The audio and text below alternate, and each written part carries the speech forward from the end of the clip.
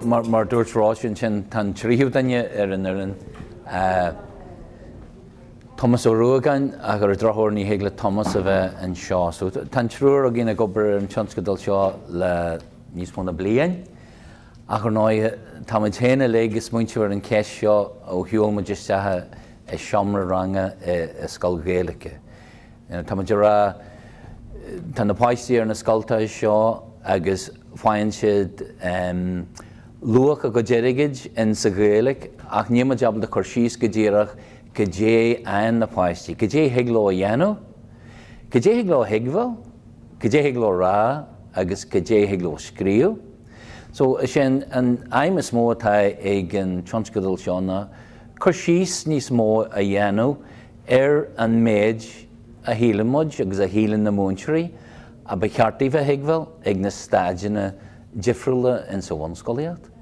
Go dtéir le rud ba cúra thuirt an rud seo ag ins na 8G, na nníar na 8G agus ins na 9G bhí muid ag caintear na rudaí seo beidir cúigar agin cúigar múnteirí thuaimid chun na Breataine Bige agus bhí muid ag geirí elamach go dé hílann siad hain go dé hiaglas na páistí a bhaint amach sa bhreathnis.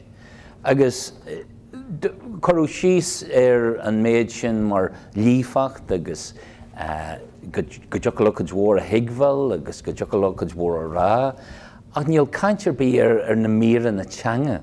Go dé an teanga bí cearta na páistí a bhealbal a higbhil, go dé bí ceartaí a chlunstan an ceis seo le faoi exposure mar hampla deirí daoine len bhfuil ní higláin, níl dóibh bí higláin mó fóithiteach a úsáid ach an lá tá siad rá gur amaya agad.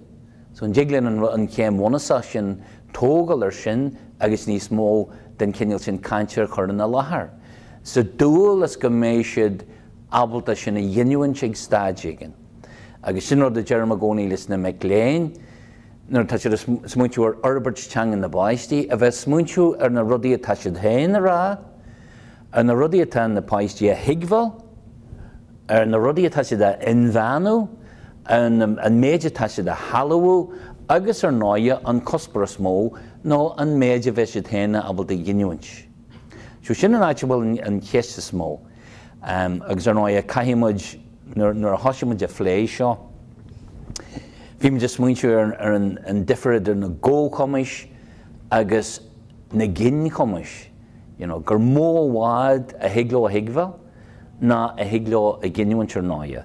Agus idir sin idir an ggóchomas agus an gin chomas a hiag technicí an múntear lan Gaeilge a bheith abalt an teagmhil sin a bhéadú, a uas bhéadú, agus an sin an sealú a éascú, agus an giniúint teanga a Albert. Agus sin an áit a síamuid. Mise a rinn an stiidir ar an nitríocht, agus hiagla mar rá nach Roma abal de hacht warran samplaí den rud a bhfuil Virginia caintear. Hannig mé ar lehanach fór de Gaelic na Halaban agus bhí samplaí bhí míran na teangan leagcha síos de gach bliain grúpa. Hannig mé ar threachtas maistruachta inar ó míran na chuirtha síos ó rang a híon go dtí rang a seach. Agus bagéile a Romabal de Haachtar. Mar sin dá bhí agin a riú gur dúchlan roin, thug me sé éirí ar seo rimhe nar bhí me féimnú mar cóil ar réagúnach a bhí bariacht eile ar siúlagam agus bhí gur bariacht a bhí an. Mar sin dá a gula gan na hebredúin bhí agin go gaithimiis lórt leis na daoine ar a daoine agus a thoclainn agus béimiid a caintear sin go dé mar haringmuid daoine isteach le bheith a ginse dúin fan cleachtas ratha. Bhí muid geirí fáil amach go dé tatárló an bhfuil policy Gaeilge agah. Bhfuil policy Gaeilge agah fáinne na náhar acadúil, bhfuil policy Gaeilge agah don Gaeilge tíobh muid den acadúlacht, don teangaí hóisiilta. Agus an sin lór muid le príomhaidí agus lór muid le mar dúirt ráisiún sin le cóagraí litirtheachta, daoine tá gobar ar seo ar ahan lád an teachta. So sin rud bag den chúra a tala seo agus teigin Virginia agus sin ceann na rudí a fuairma deamach go na múntíir rá an ghfuil gá mór seach níor bhégan dí fi sin in se dúin bhí a gin gro gá agus bhí sin na molla dúin fáil a réile sin obair cóile áil agus in sin é áil amachchan sin go gast agus a hiiglann agus in se dearú go gurthamis takeíocht ar fáil don na múntíirí. So tan tionscadal seo go bheith úlmhéanach, tá sé go bheith dúchlanach, bunin sé le múntíirí comáil le páistí.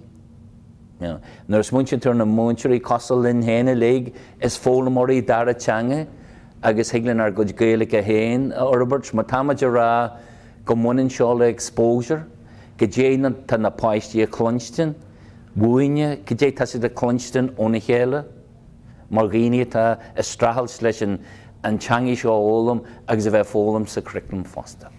So sin rud beag den cúra agus ar náide tá Helen ag obair seo go lán amsire agus tá héana agus Thomas ar an ilan fásta.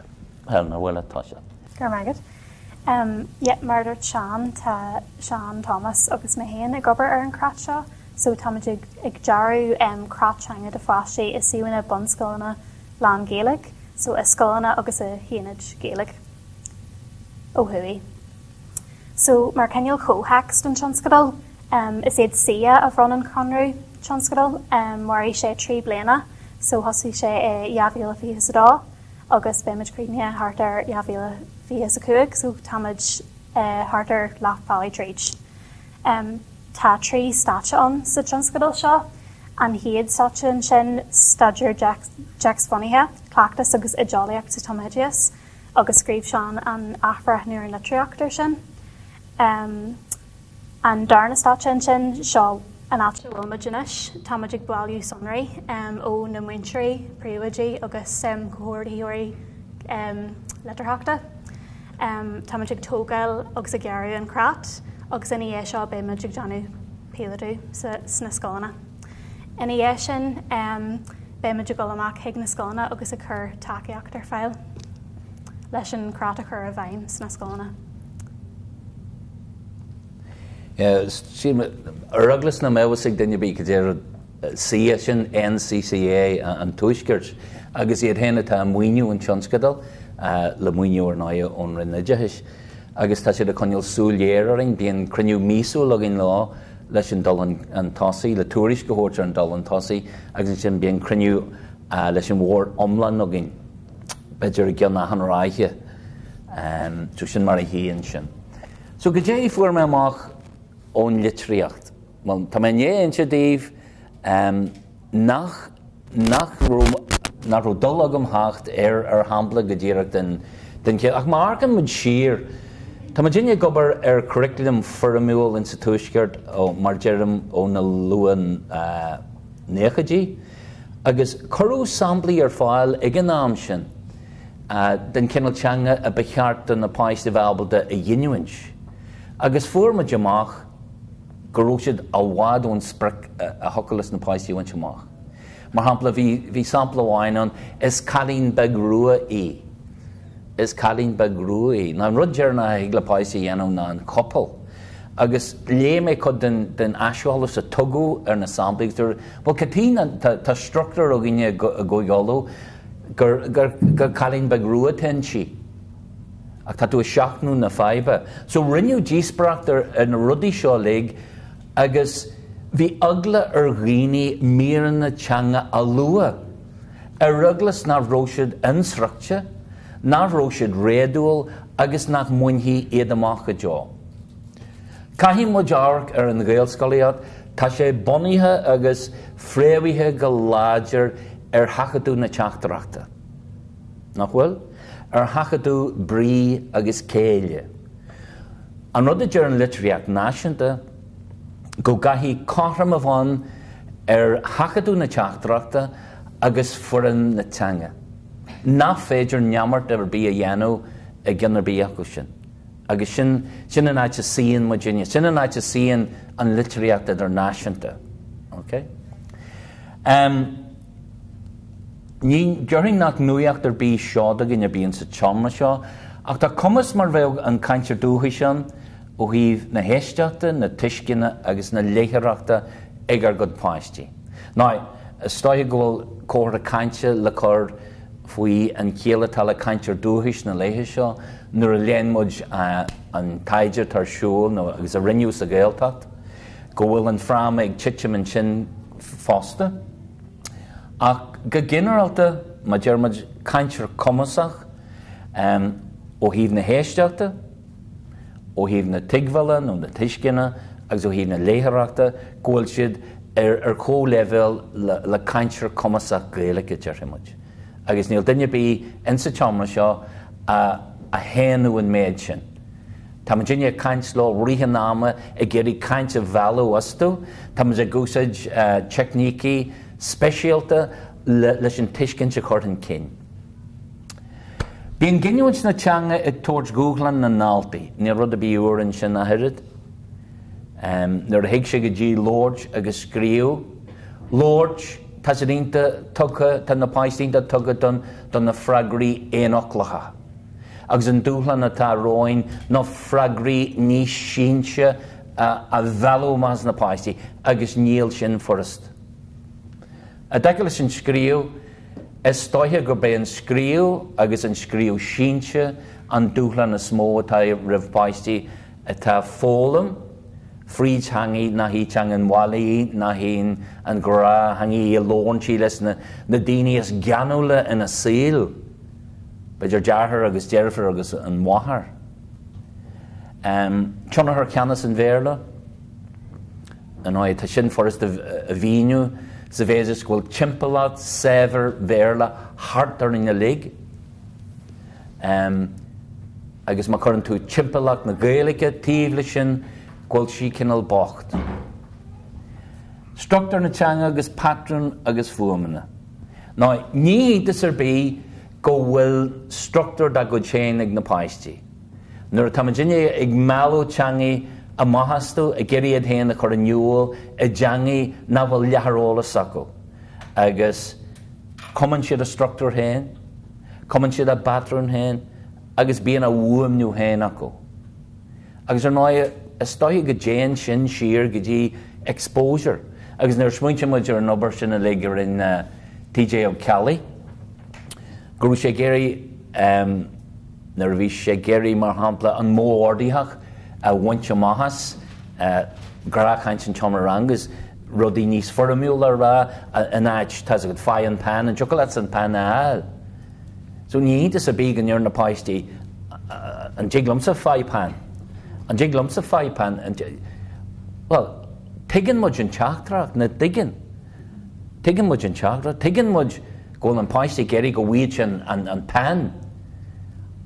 Ach an sin áit a bhfuil an stad. Go dtí mar hiiglann sin a hontu. Go dtí mar hiiglann sin a thuirt go dtí level eile. Agus sin áit a bhfuil an dúchlan, agus sin áit a bhfuil an úil bhíon siadam in sa tionscadal seo. Ach tá cóile le chur ar múnteirí tíam héin ó gá hiú. A grinnes héin sa Gaeilge, a gomas héin sa Gaeilge, agus a gomas héin in sa tomaidéis, agus a technící in tomaidéis. Gos ar éiles. So seán mháíachta a clúdaí muid. Ní mistil leh an bhirteach na bheith non sa ná, ní mistil. Beidir gur mistil le fear an ceamara. Yeah, so an ceisnar príomh dí scoile lágus generalta, so chuirmuid an ceisnar sin amach go máiscail. Tá mar cean mí chuirt. No. Chuirmuid an ceisnar sin amach chean álas a bhaile óna príomh agus na muintirí. Ina sin rinmuid focus groupí le ranfartithe. Agus na rudí a bhí muid garcair clachtas ratha den thuidir mó na achanna cóthathlú na teanga mar leis an curclam agus dearú na áhar an chráta. Ina sin ag an bommate tamaidú deanú grúpa ibre I gul le chéile le phlé an háhar a bheith son sa crátanga, so I garcair cédé bhhaid leis na muintirí a ecail sa crát. Okay, fágann sin bommate ham just so bhí me cé aige a mé an pictar omlan a ag príomhdí. Bhí me géirí pictar omlan léirgus generalta go dé tarsúil am muon sin, agus bhí daoine tilseach a bheith sásta a bheith páirte na focus grúpaí, ceachtas ratha go ddíireach, chuirmid céistorthú, go ddíireach atá sé bhí dhéanúnis. Go dé na mónaí agus na hacfainní atá úsáide go, agus ar náide cóthaú na teanga agus curriculum, go dé bhfuil sin plánáilte agah, agus go dé dearú. Go dé an chuma a tíisih ar an creat seo atá teacht. Go dé hílann se féin. Agus ar náide tá méthla began is gobar ag plé le hábhar an creat teanga. So, tá de gobar le lehanach bán, go ddíireach le seo bhíniú go soillir, ó híomh aineamachla, agus bríomhre, agus adíochtaí, agus dómhríomhre, agus réamhachla, agus an struchtúr sinna lig, go dé mar atá de go le bhreacú an lehannaí bháin leis na struchtúr seo. Okay? So sin na céisna chuirte. Yes, sin an céiste. Sin bhfuil sinna. So maidir leis an ceisneoir chuirmid amach. Chuirmid an ceisneoir amach ar Microsoft Forms. So bhí muid ag bailú álas ar chuirmid amach álas faoin tionscadal ar an héadgail síos donna muinteoirí chug muid chuirú amach le bheith páirteach sa tionscadal, agus cólánaí seachtas a seacht faoin céad duna scálanna agus na héanaid an ceisneoir. Fuairmid fashionsúrthú seo lánas cleachtas ratha mar dúirtmuid go dé atá siad a gceanús na scálanna, agus bhí muid a géirí fáil amach faoin na scamana agus policíthe tá siad ag úsáid na scálanna, agus cén sort acmhainní tá siad ag úsáid fásta. Ina dhé sin rinn muid focus groupaí, so rinn muid na focus groupaí seo ar lína ar Microsoft Teams. Bhí scoil dhéag páirteach agus aonad fásta. Na daoine a bhí muid ag caint leis comhairdaíthóra lectarthachta, príomhaidí scola agus canarí aonad. Agus amsú na ranfartaí sin ar airsinge aineolalas haon. Bhí na focus groupaí ar lína, bhí siad tafata, agus rinmuid trascríú ar, agus an sin rinmuid anlais ar na tuairthaí sin, agus pléimiid na tuairthaí sin. Okay, a couple of focal fan na rudí sin. So tá gáscoil dhéag agin, agus tá siad páirteach a bheith, tá siad sásta a bheith páirteach go thomlann sa tionscadal, na caiitú smaointú ar an fatigue tar múinteoirí fásta. Tá múinteoirí tin de bheith ina náhar ag antropólaithe, áirithe acadúla, chur céisnaí orthú go déta sa bhí dhéanú, agus tá díntaach sásta ghfuil na scálanna sin páirte. Tá daoine agin bhfuil taithí acu, agus an tafaidú ar an muidir téim, so tá gach focail a dúirt gach múinteoir agin, agus tá siad trascrífa agin. Mar sin dá tá maidir muos ins na sonraí atá díochanna, agus sin an dóid is fearr le bheith. Nuair tá siad trascrífa agin. Ní hé gur frontal muid amach coppla golden nugget a dúirt daoine, ach tá ahan ocail dar úirt gach daine de bhfuil na grúpaí agin. Le hanalí sí an bhhartha. So céist eile bhí agin, agus fuairmuid amach bhfuil sign policy ar an Gaeilge ó bhéal ag daid a cearbhhaoin céad in na scolanna. Agus bhfuil creat de chineléigen san amal láthair ag cé an níomhaoin céad in na scolanna le fólam agus sealabhú na Gaeilge a thróra. So, na smuinte agus na barólathe atá ag teachtain cin. Go idálaíocht an tamadéis a chur taca faoin cleachtas ratha. So, tá na scolanna ag úsáid bailí tamadéis. Tá sé grádaithe, tá sé practicúil, tá úsáid teanga leabaithe in sa cóhex. Agus gur próises cairnach é sealabhú fólam teanga gur turas atán, agus ar nó a fuairmuid sin, tá madinne pí mór taide dhéanú ar fáistí atá rudbeag ní sinne na sin, agus gur bé an rud a fuairmuid amach gur turas atán, gur próises cairnach, mas Kevin Levin an graf ar an muidin in sa matematic go dógan sé a chéile sealabhú agus fólam teanga. Gan míranna sainiúla teanga. Agus sin an áit bhfuil an ceist, an féidirlinn míranna teanga a bháildú in sa déirú. Tá skill na ggócomis a Warbert rih skill na ginú na teangaí ar náide, agus tá timpile tá sever ó thuomh na teanga de a chrúthún na seomlainn.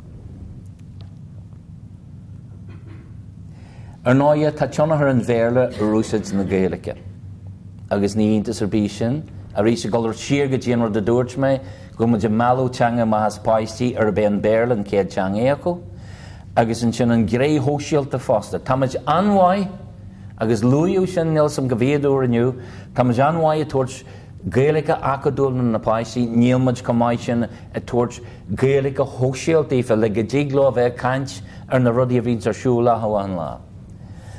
Dír siad go méid curthaigh téamach a gur lethar na teanga.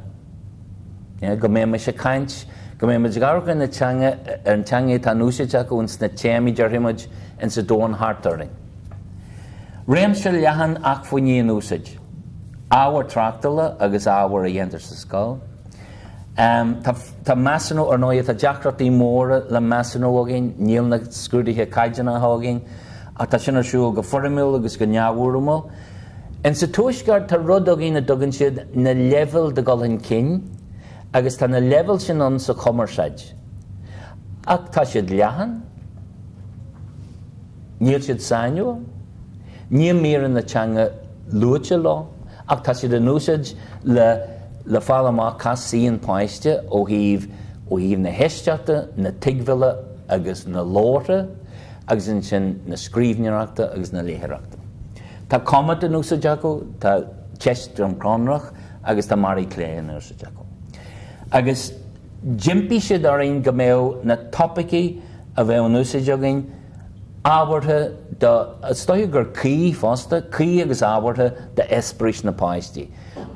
Mar sin do go méid an creat bunaithe ar na réachtaí sí sa teomra ranga agus in na réachtaí sí atá leis an teangaí hóisialta.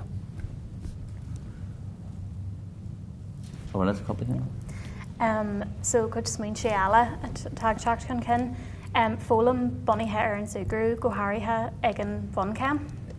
Áseolalas cartaithe, cruinneas Gaeilge na páistí, sprágadh seachtrach, dúisina agus luach saothar agus luí daoine chudmhór rudaí Gaeilge na seachtaine rudaí mar sin dúisina.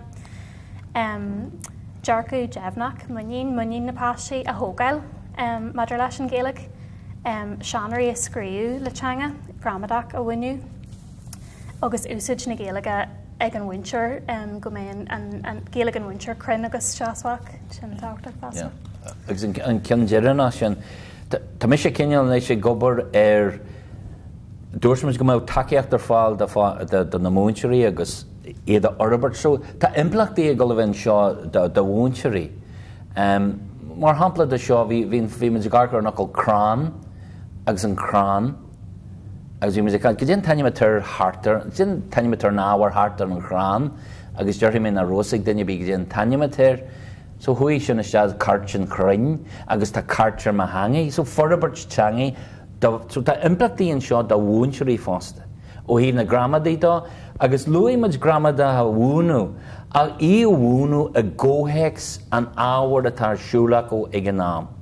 Ní seo gramada ar bhaid le sin, ach gramadach agus cruinneas agus úlmhíonn sa dá rud sin ar waithile skillan a coraniúil scrífa agus lóthan na báistí.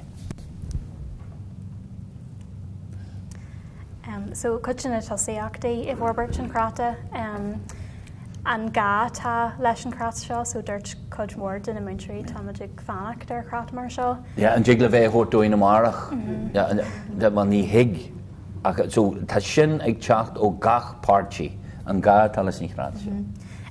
So spricin na teanga ar ó cóhaintú orthu, so go mé ó rang hén go rang seacht go mé cóhainta san. Ja, cóhaintú ó híomh an cinneal scala, so tas ins na focus grúpaí tá scal na urbatha an, tá scal na tuaithe an, tá éanaid an, tá scal na tá ag fuilstan go mór go soch achmaíoch, tá scal na tá rudbeg níos rathalda, so rinneid ar níhil in sa bhálaíocht ar an éagsúlacht a churann sa tampla agus a hoclainn. Agus nó dearm cóhaintú go bhfuil ghlacu leis na scalna sin a leaglá. Curthaige tá ag gcóir le chéile ag na saona go léir. Teanga hóisiilta, so luí daoine go bhfuil sin ionta táhachtach tosaíocht leis an raibhse seo. An treibhse ar COVID crát a cheas an amsir in é COVID agus na implachtaí a bhí ar na páisí sna géalscoilena. Ag gur páisí agus géalaigh sa bhála acu, so na páisí ina bhfuil géalaigh ag na teisimithirí Beidir. Teanga a aithniú na páisí agus an bhainhí siad úsáideástaí, so teanga cé. So sin na tosaíochtaí a henig ón na focus grúpaí, beidir gur bhhaile argur thu a rís, an ceann sin páistí agus géalaigh sa bhála acu, is ceann am gur scríomh mar an níomhharan alt couple blian ó hin fan na páistí an nearnú feallar thu, páistí ar ó géalaigh sa bhála acu ag an dá hisismithir agus ná rún scoil a freastal orthu mar ba ceart. Agus go gaiimiid sin a thuirte sa scéal fásta. Bhí rudan seo deile teanga hóisiilta, so go dé go ddíirecha tá géisteogain, tosaíocht leis an réimse seo, agus luí an caintear mór an sa hala mór sin bommate be go hain, nar bhí sé caintear ó cain, gurún an teangaí ceangail se leis an scoíocht. So ag géirí níos móna sin a thuirte na páistí seo. Sim gur sin anrad sin. So tásúlagan go léir cabhfuil muidinis. Rinmuid an staidir litríochta, lórmuid leis na príomhaidéalaigh, lórmuid le focus grúpaí ar teams, inis támuid. Inis támuid ag tuairt daoine le chéile cheann an chráta dhearú. So na hiad heamanála, scéimena a hálarthú agus sonraí a báilú ó na focus grúpaí anlaisiú go grin, tá sin thbheith deanta a gin ag móte. Inis meithla ag teach le chéile le tosaí a bhreacair an chráta, so tá trí grúpa a gin, grúpa boga táin, agus tá siad ag teach le chéile cheann an chráta phlé, áhar an chráta phlé agus é dhearú. Tá seo cinál a tuairt tromlíadú, Tá mai gargur Jackie de Brún hí san seo. Thar fiche blian ó hin tugu lehanach mar seo don bheirt seogaine, agus dúil am a bheith a bhainisteir ar Jackie le fonic na Gaeilge scríú. Tá sé rud be cos le sin, tá lehanach buan ar is os ar góir, agus sin mar a hasímuid leis na focus grúpaí. Well, you know, okay, and so one came, Virginia and one came ar na nín an bheige agus nín an mhóra. Agus could you na hanneamachla a tá úsáid ahan lá ins na seomraí ranga. So tá sin nógainn. Could you be ceartífa a hiigfa? Agus sin a bogú ré go dtí ranga hín, ranga dó, ranga trí, could you na hanneamachla eile tá chatiste? Could you be ceartífa a dhéanúint? Nice. So tá implachtaíonn seo don ideolaíocht go maiid. Go dé mar is féidir an dhéanúin sin a thuirt go dtí level eile. An féidir é a thuirt go dtí level eile. So mar sin dá, tá muid a gcarg ar ideolaíocht an tamideéis ina omlainne. Agus dúrú sin James Lenohan. The big question for immersion education in the next 10 years is pedagogy. Agus sin Virginia go gaiimiid a bheith gabhar go fáil. Ná, níor áthraí na cúnsaí, d'áthraí na hacfainní fólama go dháid, ach níor áthraí na cúnsaí, tá na múnseirí céarna agin, tá na múnseirí bhfuil na skillan na céarna arin, a tá fordabart le déanú in sa réimse seo. So, na scéimena a soléiriú, so tugadh go dheór scéimena dúin, caiimiid analísí anhar sin, agus na sonraí a chorú le chéile ins na focus grúpaí, agus mar dúirtmuid tá sinna le trascrífa. Anis tá meithla beige ag teach le chéile ag bhreacú an cread. So, tá lehanna bán a bhreacú. Okay? Agus sin muid. So sin an áit síon sé, tásúla an ggóil sin solir, tásúla go dtaigeann sibh an cúra, agus cos le ahan ó deile, bhí tridhmhór ada i ggéirí an muoinú seo eil le go dála sé. Agus Jerry dunne bí leat ó cóilíonn na Gaelscoileachtain seo, gur trid war ada I geri réasún catia mé le hedí hart I geri réasúníocht a hót ken fa a mé leid a hanskadal de dhé in sa chéadaid. Agus tá siúm go diggin si van dói a jaimiid na chean agus na rudí a jantogin na rudí a tarsúlagin in éis an crata tal a cruú agin agus an taú atá le tóirtegin da bhúinteirí in San Arno. Agus sin muid. Táid get amhaid mé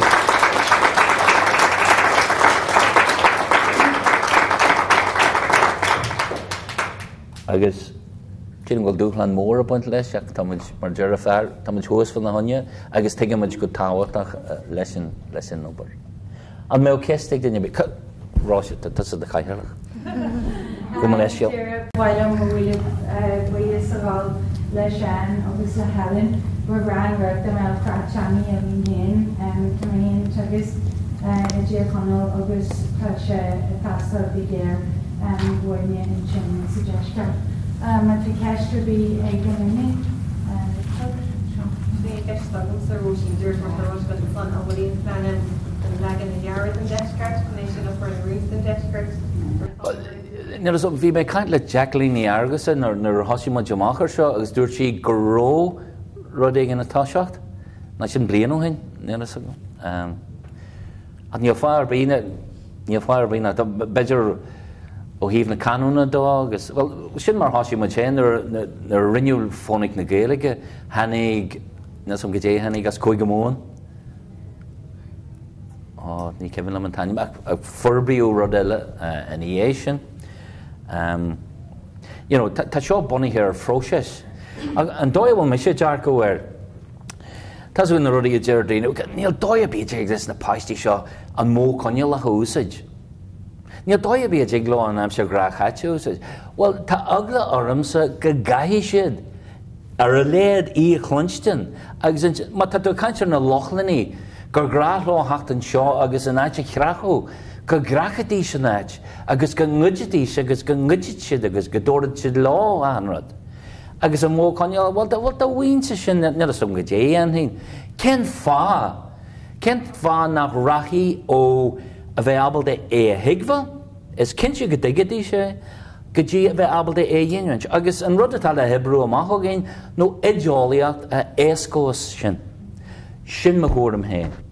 Agus sin túram a hennig amach ó bhúinteirí go dhór, a gur sé a géirí árainn go méo an rud có thuailmhíonach mar a dúirt me, agus go méo implachtaí an, agus go méo forabart garamó ó híomh na Gaeilge dá, agus ó híomh na heideolaíochta dá don na múinteirí. A nílas an an bhreagrann sin de chéisteach. Stáithe rud a bí eile, bheith duine bí polar bí an nó bhfuil. Ráise. Tíon an caithearlach. An sílan tú go an level teangaí ag na múinteirí chun deala le curvém an crachangaí dúirt tú an sin go tú gáil amach ag na scolanna le seo curvém, so mé tosa ceangal a tóirt rangaí Gaeilge mas mai leat don múinteirí seo le crat éfachta a curvém an snap an scolanna bhfuil. Ní me géir rud a bí rafa commas múinteirí nó ag commas múinteirí na rud a bí ach ina dhéadh seo nar bheits an crat le chéalógain béorín a bheits múintúir Urbert Scarmal ó híomh tuigmal múinteirí ar an crat agus an cinneal Urbert teanga tá dheolárthú agus an cinneal Urbert Scarmal atá dhéharthú leis an crat a chur a bhéim. Sin an siúir rud atá géastógain. Agus tá am agus achfuinní chuir ar leatíh ógin le sinna dhéanam. Bhil am bhfuil is gáil is bhfuil in Carmagah.